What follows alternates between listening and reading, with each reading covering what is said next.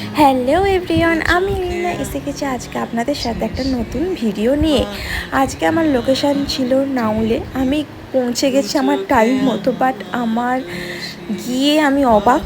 কারণ হচ্ছে আমার ব্রাইডের গায়ে হলুদ তখনও হচ্ছে, আর আমার সেকেন্ডেও একটা কাজ আছে। মানে এই কাজটা করার পর আমি সেকেন্ড লোকেশানে যাব, আমার সেখানে একটা পার্টি মেকআপ আছে।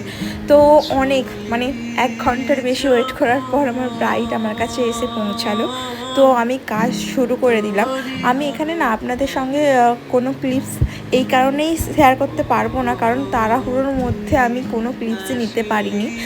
আর দেখে নিন আমার ব্রাইডকে কেমন লাগছে। আমার ব্রাইড এত মিষ্টি ছিল, এত সুইট ছিল, মানে কিছু বলার নেই। তো এখানে হচ্ছে যে আমার লুকটা কমপ্লিট হয়ে যাওয়ার পরেই আমি সঙ্গে সঙ্গে বেরিয়ে পড়ি, কিছু ভিডিও আর কিছু ফটো নেওয়ার সাথে সাথেই বেরিয়ে পড়ি।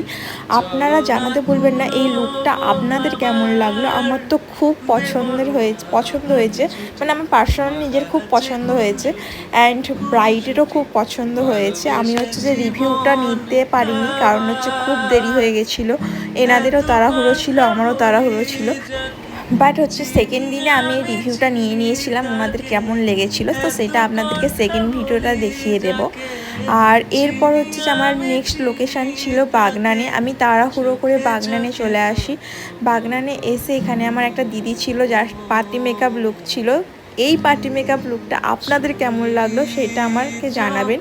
দিদি খুব কম মেকআপ পছন্দ করে, কিন্তু হচ্ছে চাই একটা ডিফারেন্ট লুক, তো আমি সেই রকম করারই চেষ্টা করেছি। আপনাদের কেমন লাগলো দুটো লুক আপনারা প্লিজ আমাকে একটা কমেন্ট করে বলতে ভুলবেন না।